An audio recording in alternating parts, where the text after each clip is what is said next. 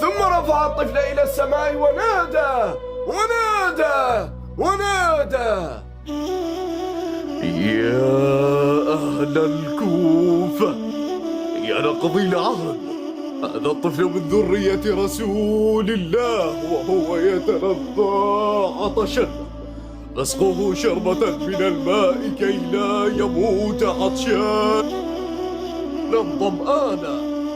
حرملة، أرموا طفل الحسين بن علي بالماء. سمع وطاعة يا أمير، بالوالد أم بالولد؟ لا شغلنا مع الصغار، همنا الكبار.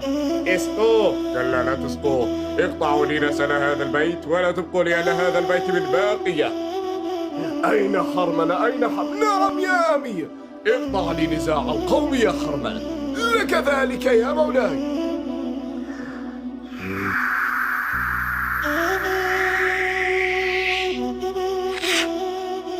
إنا لله وإنا إليه راجعون.